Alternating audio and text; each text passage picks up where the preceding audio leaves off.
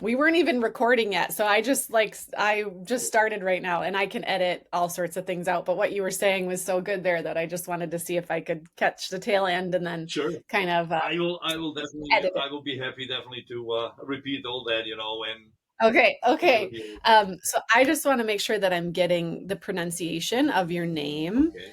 correct. So can you pronounce that for My me? name is Mido Zelenjakovic.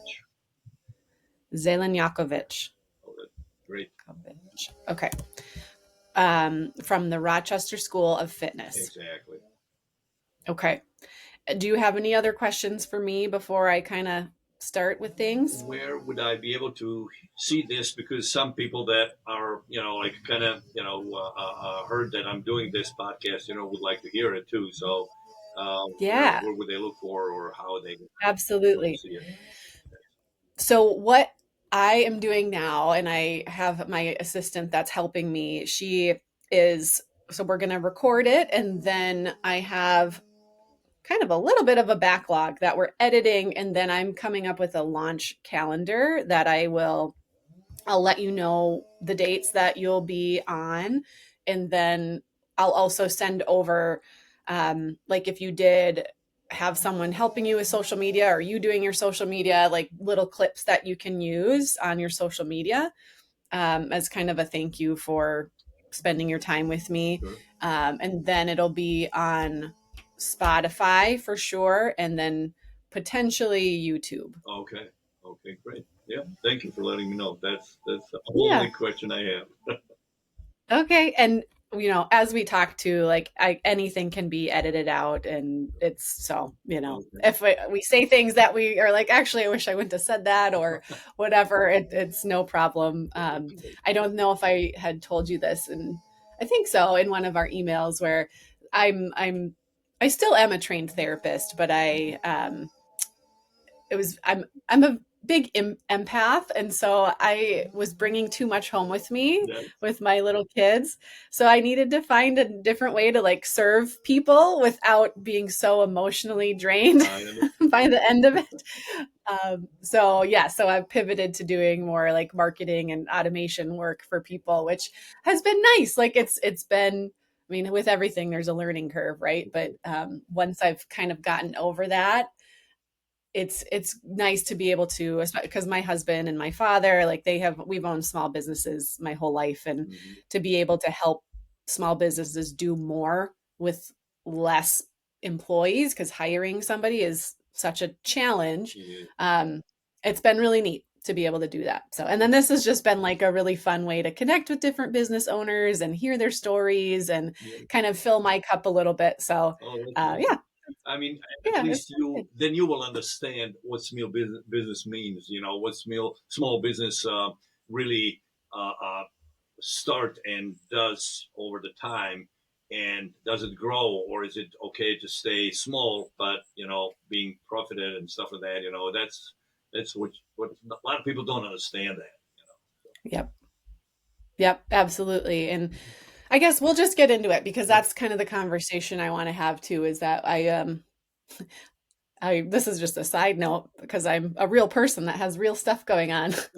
We had a bad storm a few days ago, and we lost our only big tree in our yard, which is kind of a bummer because my kids loved climbing it and swinging in it, but they decided that right now while we're recording they're going to be the chainsaws Finally, just outside. So that's okay. what I don't know if you heard that at all, but I did not, but that's what I'm I would hearing. understand that. No problem at all. Where exactly you are in Michigan? Oh, yeah. Yeah, I'm in Minnesota. I'm in the Midwest. Minnesota. Yeah. Okay. Okay. Yep. What city is it? Pretty much in Minneapolis. It's like a first Okay. tier suburb. Yeah, Suburb. it's Yes. Crystal, Minnesota, but Minneapolis. Right. Right. Right. Oh, cool. Oh, that's awesome. Yeah. Have you ever been to Minnesota? I've never been there, but the furthest I went, actually, I was on the West Coast. I have a cousin that lives in Phoenix, and was there. I have a couple friends in California. Was there too, and when I was a volleyball coach at University of Rochester, then I was in Spokane, Washington. I was in Texas, Houston, Texas, San Antonio, Texas. with my son as a football player at that time, and it was an invitation camp for him. So that's the pretty much states that I did on the west or middle of the country. Of course, Chicago, I had the athlete that was doing college there, and I was going and watching his games and following everything because I was a professional volleyball player in Europe. So Ah, that's what cool. kind of gave me some athletes to work with, especially volleyball players, but there's so many others. Neat. Yeah, close. Chicago's not too far. Hmm. Minnesota's great. There, I mean, yeah, there's not a ton of things that draw tourists, except, like the Lake Superior is really beautiful, but it reaches pretty far into other states as well. And, but it's a good, safe state. It's Right, a right. good, The only thing I know nice about spot. you guys, every time we talk about it's cold, a lot of snow and cold. Yeah. Yeah. I'm That's right. Like New York is similar. I don't think it's that different, although sometimes I think I don't know if it's just like being so landlocked, like that mhm. it can get really miserable, Can get cold. That's miserably right. cold. Well, Yeah, Rochester is not any better. I mean, Lake yeah, Ontario, brings a lot of snow, temperatures dropping 15, 20 degrees very easily. And our winter goes easy 8 months, and we never I know what's going know, to happen. I know. It's like at least 6 months of the year, it Yes. feels like, and then sometimes it can be longer. But I know, I like Minnesota except for the long winters and the mosquitoes in the summer. Oh, there And you then go. That's right. That's right. like when it's finally nice, then they're the mosquitoes. So it's So just, true. yeah. I do understand that. Anyway, I should practice your name one more time. I want to make sure I'm Mido, saying it right. Mido, Mido, Mido. So you can go with. You don't need to say anything. The last name, it's a little complicated, but yeah, if you go Mido, it's fine. Zelenjakovic. Yes, Zelenjakovic. That's Zelenjakovic. right. Okay. Okay. All right. Well, we'll just get started. I'm going to take one more sip of water Sure, here. go for it. I'm already loaded with Hydrate. water, so All right. Okay. So here, I'm going to pull my questions up. Okay. Hello, hello, and welcome to the Aligned Growth Podcast, where mission driven entrepreneurs get the strategic business advice they need to grow with purpose.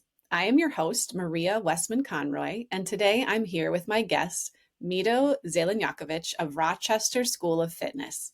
Hello, Mido. How are you today? hi Maria. Good to meet you and see you here in your podcast. Yes, thank you so much for being willing to come on and share some of your story and about your business. Um, so, to start, it would be awesome for you to tell us a bit about that, where you're based, what you do, who you serve, Well, that kind of so thing. my business started in 2006. My name is Mido Zelenjakovic, and I came to the United States in 1995, January 31st, and that's where my uh, country was in war, and I literally came from concentration camps straight to the United States, and I started new life with my family, and over time, I went to the school, finished school here in the United States, a bachelor's in exercise science and minor in um, sports management. In Europe, played professionally volleyball for 15 years and played in a couple other countries with the contracts of 2 years and kind of, learned all cultures and how they do, like health wise, because I was always interested in that. And that's how all this exercise science and school started, to kind of focus on something that I was passionate and loved and kind of embraced all my life because of how my family is and everything else. So over 30 years, living here, I kind of embraced the culture and put some stuff in front of me and some stuff on the side, like, exercising was my always priority and eating healthy. And that's what kind of built my business into that. And I kind of put together plan with my friends that were pediatricians. In the beginning, they were just the clients, and then I started being very good friends with them, and then we kind of built that program for childhood obesity and their families. Mm. So 2006, that was our kind of major way, to focus because at the pediatric offices, they start seeing more and more uh, obese children with a lot of adult chronic diseases. So that also kind of turned around and prompted me to push a little more into chronic diseases, and start studying all that and learning more after I graduated from SUNY Brockport. So that's one of the biggest reasons that I kind of turned into chronic diseases because with the kids ages between 14 and 18, issues and problems, health wise, promote me to learn a little more about baby boomers. And they were my Mm. kind of avatar to kind of focus my business and push into that direction uh, that showed me what really is happening, when we get older and if we don't take care of our bodies when we're younger, what could happen when we get older. So Yeah. that's what kind of pushed my business, into chronic diseases. And I started learning more and started building more of my uh, kind of business platform to be chronic diseases and to learn and educate myself more just besides my bachelor's degree. I needed to know more about diabetes, more about obesity, more about high blood pressure, joint issues, low back problems, and all chronic diseases that bring body into almost collapsing mode with what we see nowadays. Um, so that kind of pushed me to also get my certifications as a medical fitness specialist, adaptive fitness specialist, geriatric and lifestyle fitness specialist, and certified nutritional coach to put all that together and work with my population. So that's how my business platform started, and it's getting stronger each year or each day, if you will, because of what I'm learning and how I'm, pushing myself more and more forward with the knowledge of what needs to be done, how it should be done. Wonderful. And right now, all of your services are in person, right? You don't offer anything online? I do have some online, Mhm. not so many, but during the COVID Mhm. time, yes, it was online uh, with a lot of struggle because my clientele is on the older side and they, struggle with using technology. They having a Mhm. problem, how to operate. At the time, it was Skype. In the beginning, now Skype doesn't exist anymore. But Skype was a challenge for them. They didn't know how to use Yeah. it. They didn't know how to put themselves in front of the, screen, what button to push, how to talk, and stuff like that. So I had to kind of orient myself, for a week to teach them how to use things, in order to, keep exercising, even though they were home and I was here in the gym, closed and not being able to get anybody during the COVID time. Yeah, I imagine that was a very challenging time for you and for a lot of gyms who rely on that in-person connection with people and to provide your services. Um, with with offering, I mean, first of all, your community is so lucky to have someone who's so passionate and able to not only for youth but kind of throughout the life spectrum to be able to provide those kinds of opportunities for health and education and fitness. So that's wonderful.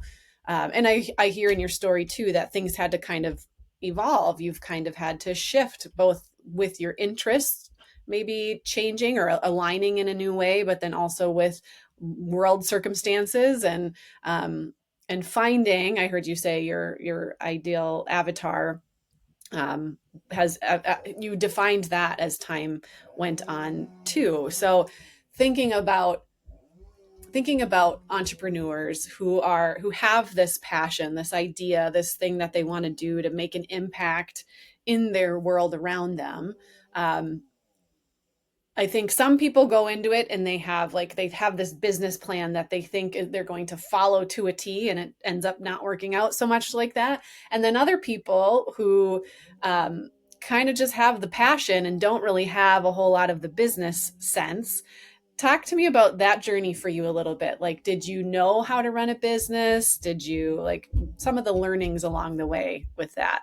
Um, I think that most of us think we have a plan, and we do build a plan. I did build a plan, how I want it to be, but in reality, is it going to happen that way?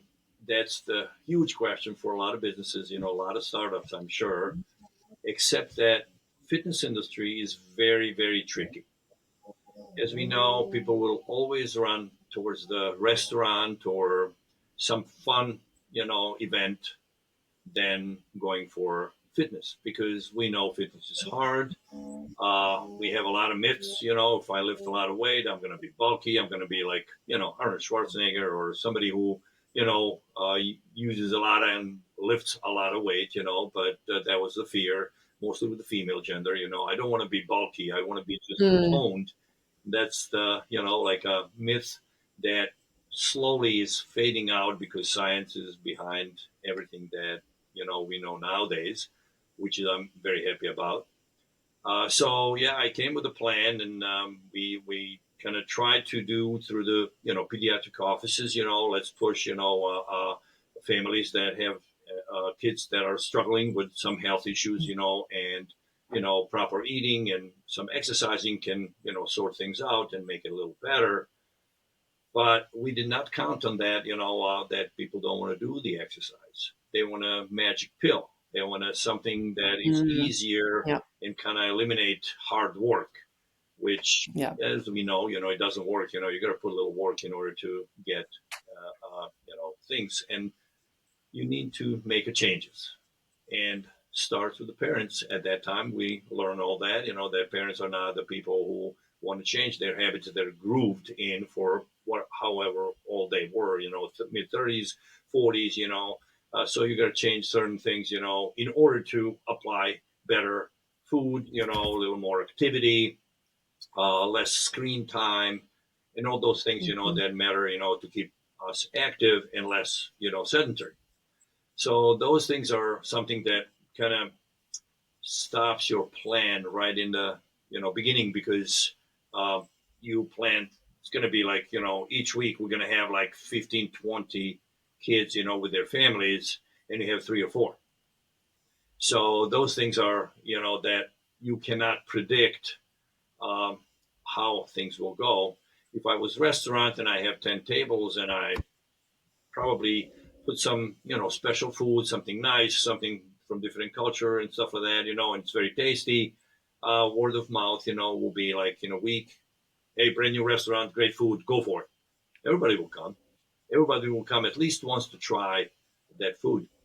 For exercise, not necessarily works that way.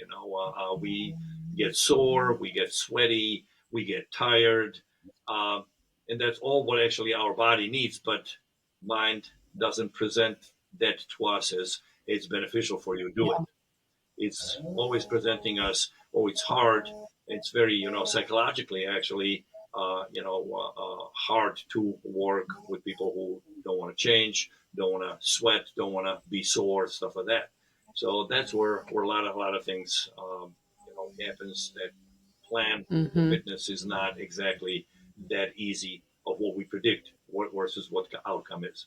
So mhm, when I left, I worked at Oak Hill Country Club where I was a trainer, and people who own the businesses and they are really knowledgeable about business and everything. They're like, yeah, you got to stick, for 5 years to be in that business, and you're going to be great. Well, fitness, not so much. Maybe if I was some other business, I probably would in 5 years be out and, growing much faster and doing things, but fitness in the industrial part of the fitness, is not as easy as other businesses, I think. So that's where, plan kind of is not 100% of what we think mhm. that is going to happen. So I hear you saying have a business plan, but know that you're going to have to adapt as things Exactly, go exactly. And on. that's how my Yeah. changes were, especially in the beginning, because I opened my business November of 2006. And then um, some people followed me, from Oak Hill. They were really loyal and wanted to keep working out with me. So they were good. Not necessarily they needed any kind of.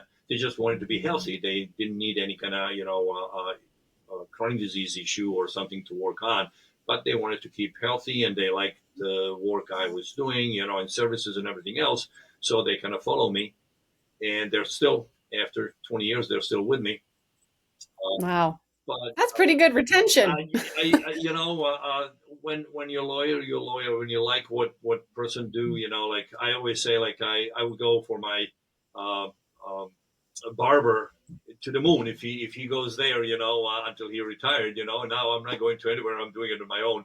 I just cannot change anymore. So that's the loyalty, and how you Mhm. really approach human being, and how you present yourself, your business, and your work, is what really Yeah. makes people stick with you. Um, Yeah. so that's Excellent. the kind of part of um, business to being strong and balanced in the right direction. Hmm. Hmm. Well, and what I kind of heard you saying too in there, like there, so you had some loyalty from people that you started with, which you seem to have a lot of retention, which is awesome. I think that shows the service you're providing is excellent.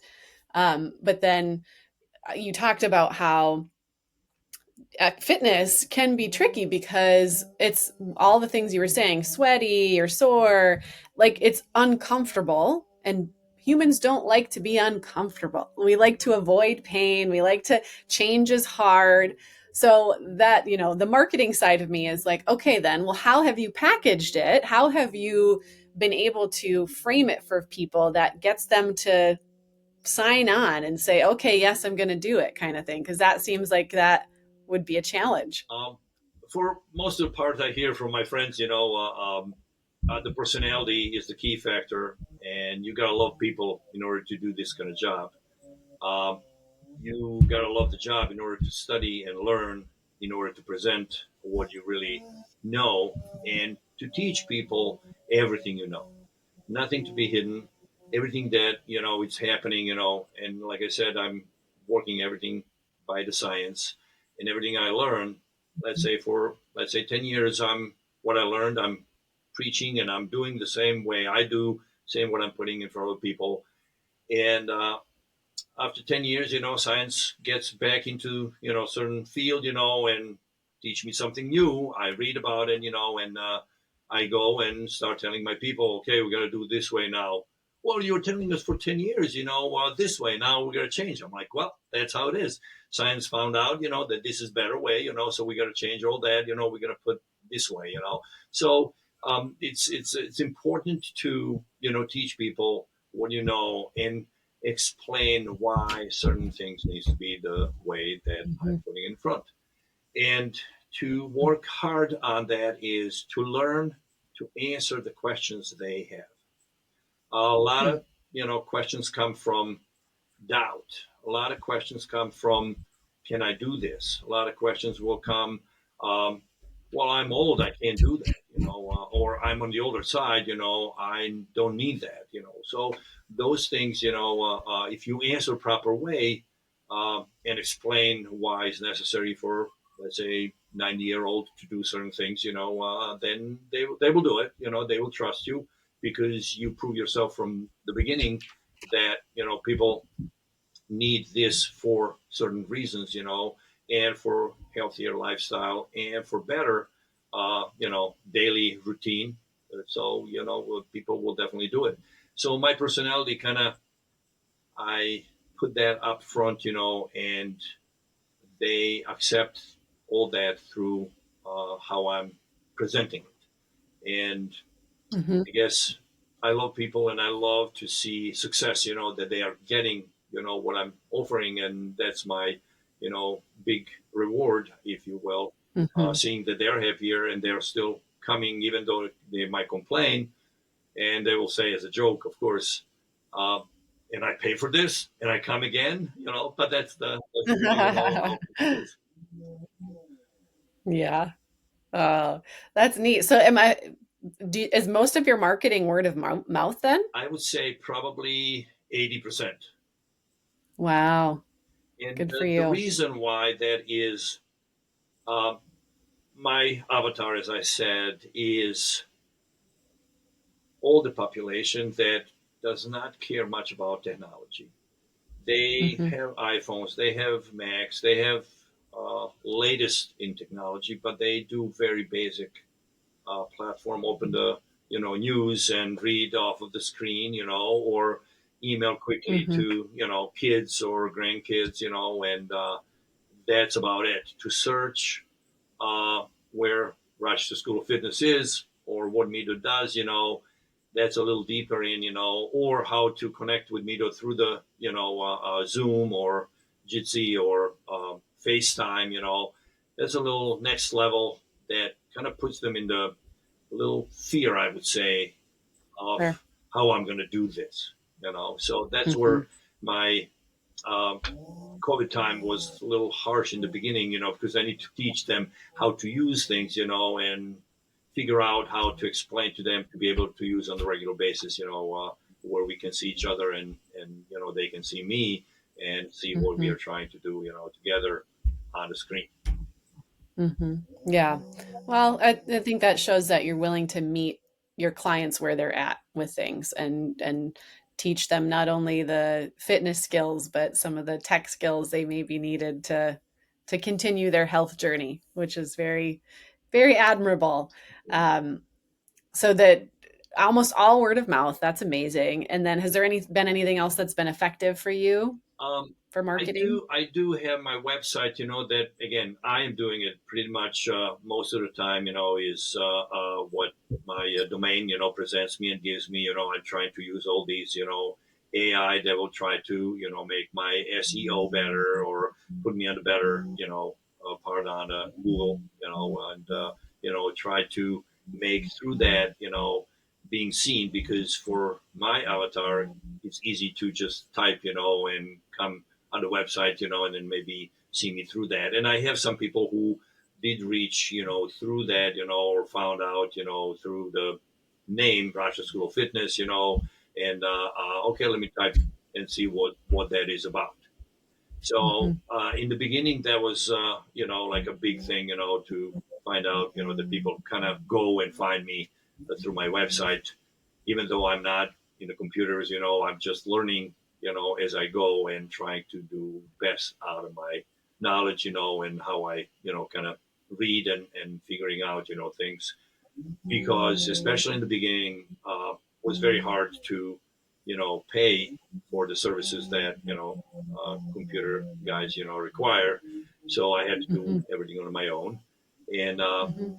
2008 and 2009 were market crash. uh, I was in the beginning stage, where financially I could not afford any of that, so it was very hard to manage, any other but me, and that's how everything went for 20 years pretty much now. Wow, that's amazing.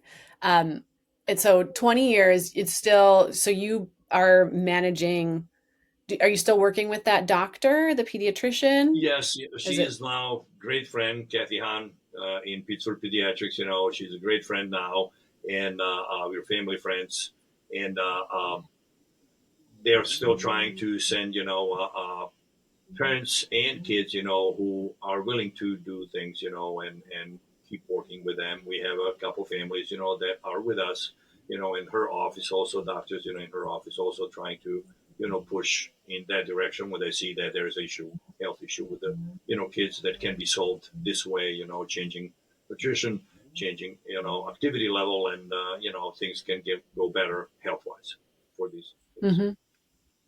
So you have, that's kind of a referral partner kind of Pretty much. That's situation. exactly Yeah. where they are now. Yes. Okay. And then you have some people who maybe do some books for you, but you run the show. You're the kind of doing all One of man show. everything. Yes, exactly. That's right. Exactly. Um, like I said, so 2008, 2009 went that way, and passed. I Yeah. start recovering, and then COVID hit.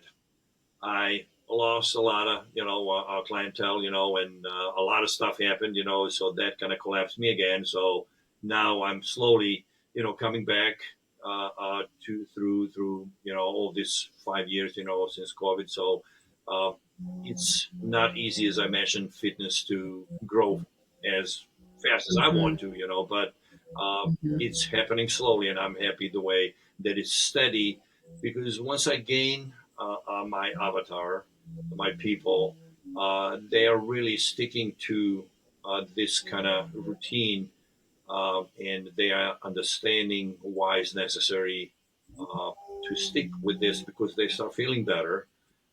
Their numbers, blood numbers are better. Their joints are better. Their motion and movement is better. Most of them did not go at easy for like maybe 40 years, I would say, down on the floor. I made them go down on the floor, and they're Wow. happy, to being able to go down, like, hey, I can do this. That's a another, like a psychological thing, that makes them, confident. Hey, I can do this. They're really seeing that they're able to do certain things, and that's again my reward to see that they're, in it, for good, not just month or 3 months or 2 weeks, after New Year's resolution, and then gone, for Yeah. another year. So they are not just resolution people. They are seeing, the benefits, and they are willing to keep coming and keep doing things, that benefits them on a daily Mhm. basis. That's wonderful. Yeah. So I'm hearing you say like some tidbits that I've heard so far, just to think for entrepreneurs who are maybe a little bit earlier on in their journey, where it's you have a plan to start, know you'll have to pivot. In terms of marketing, I mean, if you're finding something that you are passionate about and able to put yourself out there and educate and provide great service, hopefully you'll get a lot of loyal people that will continue to stay with you. Um, you have to, the life throws things at you that you're not going to anticipate, economy crashes, Yeah. pandemics, being able to pivot and adjust as you're going, meet your clients where they're at with things, because you might have to provide a slightly different service than you were maybe initially anticipating. And then kind of something else that I think a lot of entrepreneurs deal with, as and you have, it's financially, I think, is the first thing that we think of whether or not we can do this, but struggling with when, if I do want to scale, if I do want to be able to free myself up to do what I do best, when do I hire out versus when do I just kind of learn it myself? It seems like you're very good at diving into something and learning it. Not everybody is has that skill set. But how have, other than financially, how have you discerned that for yourself? Like, do you just like learning new things and doing it on your own, or how have you kind of worked that out for yourself?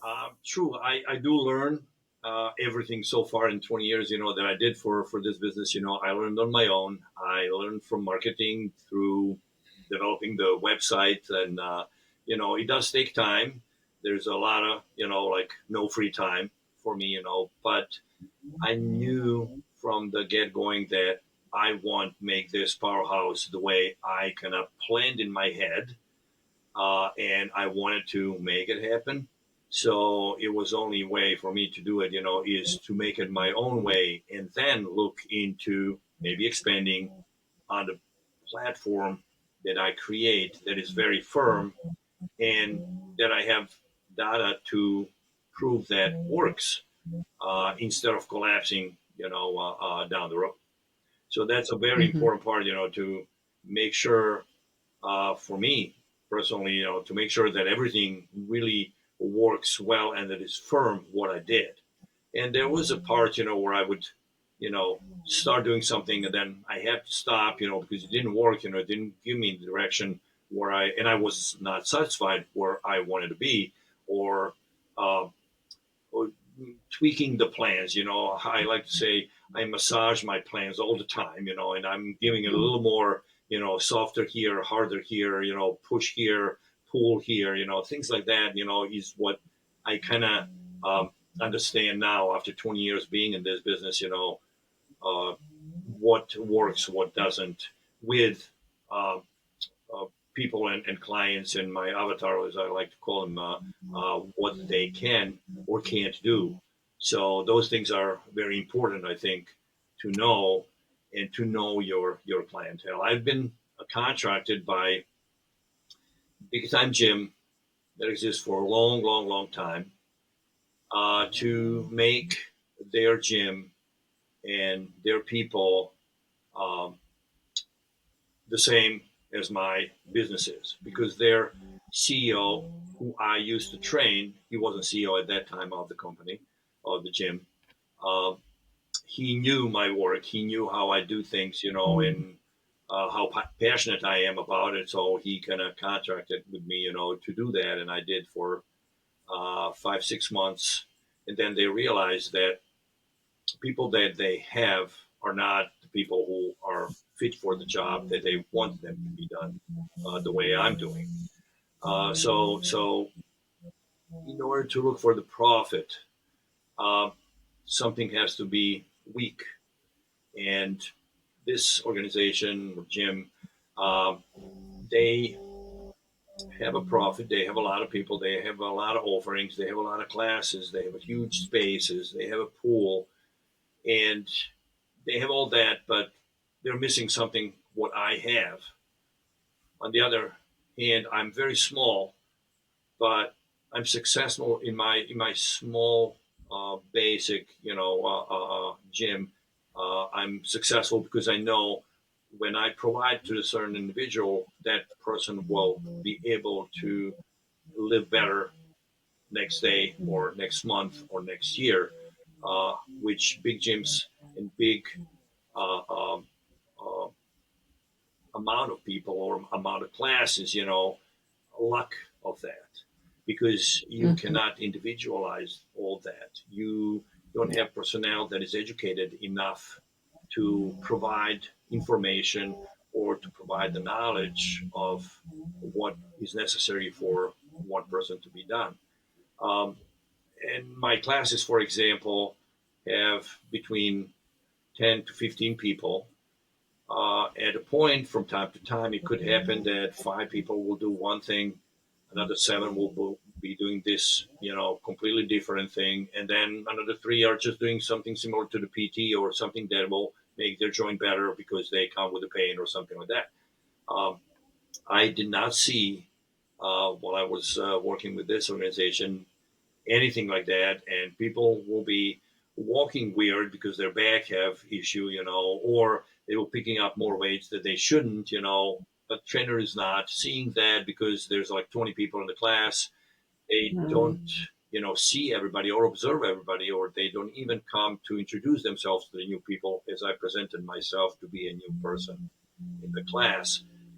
So those things are very important if you want to have like a huge amount of people and be very, success money wise, you're going to lock off providing the service to the people that Hmm. are coming for that kind of reason.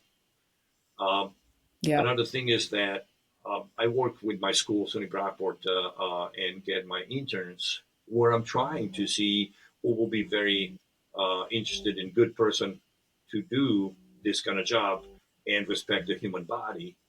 And most of them want to go further, like PT, OT, and do a little more, schooling. But they need to finish internship, And then when they start learning from me of what's going on here, what am I doing and how I'm doing, they're kind of shocked what the reality is versus what books give them. So um, most of them are like kind of turned off, oh, I don't want to do this. This is not like, I really want to, provide. I want to just have a group of people in front of me and I say, do this, do that, do this, do that, and I'm done. Um, so Mm. that's where, lack of service is right there. And I'm guessing probably being also young people in their early 20s, they really don't know where they want to go or what they want to do. The big gyms in general, they have a sales department and they get a new Yeah. new people and They don't care if old person leaves because somebody new will come. So they will always have somebody new that will come to them. So they don't have any kind of attachment to the person individually or as a group to provide better service. And that's Mhm. where I received a lot of people because of that. They will run away from those gyms, come to me, Mido, fix me because I got hurt. Trainer did not, listen that I'm in pain, push me to do it, certain things, and I'm hurting. And that's another reason why people are kind of hesitant to go to the gyms because Yeah. some of Yeah, them that got makes hurt sense. because of how trainers handle them as a newbies or uh, not paying attention to the pain or things like that. So that's where I'm thinking Yeah. is um, a problem. And then I always say services what makes your business good, but the quality of service is what makes business successful, and how you provide that quality to the individuals. Because Yeah. it's hard already, just coming in and lifting weights. And if you as a trainer are not supportive or not trying to help the individual, to understand, that we're going to go small steps, we're going to address what the problem is, then you're going to, lose people like that. So, Yeah. So I'm hearing you say it's not only, well, people have different measures of success. And so, I mean, financial success is one thing, but also the results and the retention that you have, those metrics matter. Maybe not so much to the big people, the big guys, they can just churn, let people come in and out, but to have loyalty, retention, that's one metric that's important, but then also just like how people feel when they're with you, the quality of the service that you can provide and how that impacts their life. That's it's another metric that people, a qualitative metric that people maybe don't um, always pay as much attention to. yeah, pretty much that's exactly correct. They see how I care about what I do, Mhm. and that care I transfer to them in the best way possible Yeah. uh, to make them understand and make them work hard too once they are finishing. And let's say 2 3 weeks after, they feel that hard work is paying off, and they're feeling better, pain is gone, they're stronger, balance is better, uh, posture is better, all those things, starts aligned in a better way because I approached very sensitively in the beginning, and then started when I prepare the body, I Yeah. start harder and harder, and they're able to do it, and they're not afraid anymore. They know that success is coming with me together because we work as a team. I always put everything as a team, and that's what kind of is successful end of working together with individually or group. It doesn't matter. Yeah. Yeah. I like that. And then it makes me think, and because this is just sort of where the world is headed in so many ways. And I know I previously asked you a bit about this, but um, AI is here, right? This wave of technology, it's likely not going to go away. Um, how has that impacted your business so far, good or bad? Just kind of tell me what your thoughts are with it at this point. Yes, and I still think that this kind of business, yes, AI is already in and applied in a lot of ways, but I would say again, baby boomer generation is a little different. They like human touch. They like to talk to people. They like to be directed in the right direction by human that stands in front of them instead of seeing it on the screen. And Hmm. there has been a lot of YouTubing, exercises or platforms, that do different things, and direct you, okay, do this way, do that way. And people get hurt because nobody starts basic. Everybody starts middle or upper Yeah. way of lifting with the heavier weight, with the people who are more um, advanced, I would say, and lifting weight for a long period of time. So if you, as a newbie, start and willing to try something, for yourself through those platforms, you easily get hurt. And that's where you stop doing, period. You don't want to go back. You don't want to do anything. So AIs probably will be doing the similar things. Um, and I don't know how they're going to apply for the younger generations because they love it. But the baby boomers generation of human touch is something that they rely and love Mhm. doing that way. Let's say if Yeah. they're working or they're traveling, yeah, they will do here and there virtual, with no problem. But their preferences will always be, I'm coming to you, or you'll come to my house. It doesn't matter, but I want to see a person in front of me. I want to talk, chit chat and, work hard, but, when I have that kind of ability, to see the person and talk to the person, it's a very different approach, for them Mhm. mentally first, and then physically they will give, that way. So for me, I tried mostly pushing for my website. I would say that's where my biggest thing is, to make my website as better and as visible as possibly I can. So I tried to use one of the so many salespeople that sent to me, AI doing this, AI doing that, and I found one, and 2 weeks after, I had to cancel because they were like, okay, you need to provide me this, you need that. I have to do this. I'm like, well, if I'm doing all this for you, then I can do it on my own. That's where I Mhm. kind of had a problem with, wasting my time, something I'm paying in order to be better, but I'm still working at least 40% of a job. So that's the reason it didn't work. Um, Marketing, I uh, think it would AI would be better, to build a little better platform on maybe Instagram or Facebook or somewhere else. But at the moment, since COVID, I'm start recovering, financially. So I am not trying to just waste and spend money, something that I don't um, kind of see yet being able to make it better out of my gym. So for now, I am still doing everything on my own, and AI for me will not do much connection wise with my people. So that's where I Mhm. have to kind of keep it for now off until I see where we'll go in another maybe year or two, and how firm it is that my population will learn or will try to use it.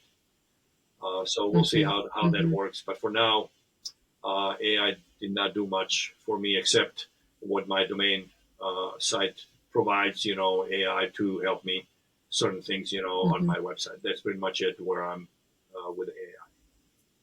Mhm. Yeah, and I think yeah, some of that is with what people think and know it's capable of, and I think when people think AI, it's either yeah, like a artificial communication or chat gpt, that kind of thing, but there's so many things with just like business functioning that can really help small businesses that and it's just it's kind of overwhelming, like I'm there's it's like a fire hose sometimes, all the information that's coming out and all the different tools.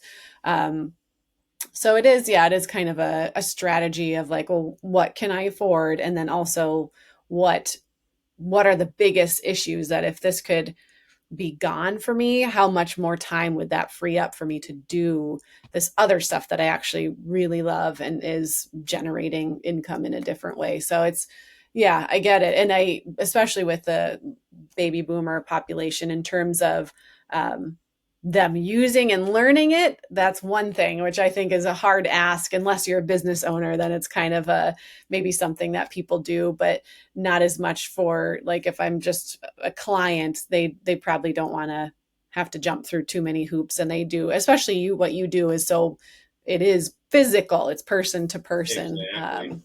and that makes sense for the actual service providing piece of it. Right. And Yeah. so just to, you mentioned ChatGPT or any other AI that is out there. Um, I don't trust them with information, especially anything that is research based. Like because I'm working, for example, now the bigger part is I'm working with Parkinson's, and I read everything Mhm. that is on NIH site and similar sites. All research, universities. So that's where I pull my information about what's going on, and I'm covering research in Japan, Europe, and United States. Um, they are not source that I will go for because I don't trust where they pull the information, or they just agree with my question, and then answer me in the wrong way, which I tested. And that was just the one time I tested and I had enough, like I'm like, no, I'm not going there.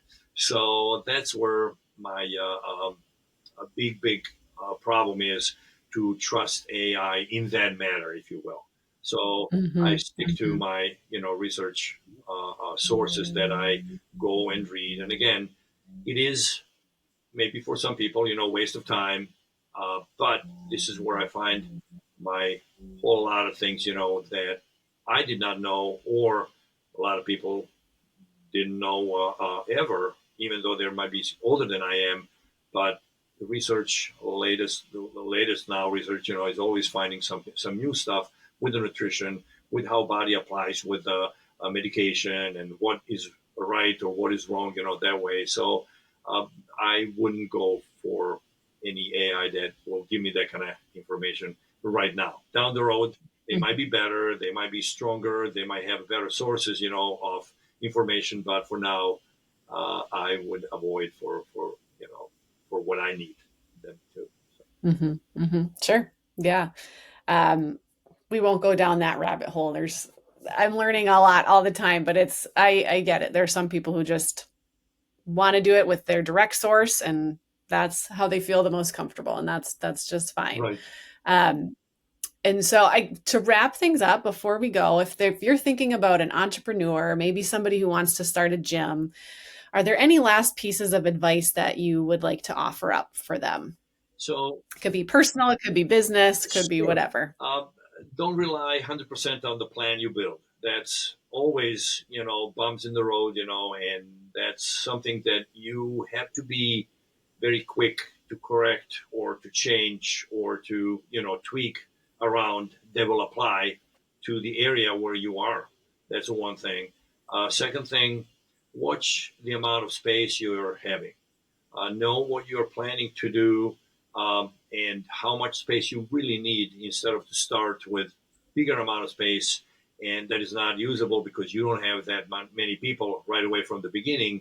I would rather say go small, and then change and get bigger, make it bigger down the road once you see how your business is growing, and give it some time. It doesn't happen overnight, especially not in the fitness industry. It's very hard, especially if you're one person business, that one person deal, that does everything, then that's a different beast than being a big with investors and um, bigger space and more people in stuff like that, sales department, all those things matter if you don't have it.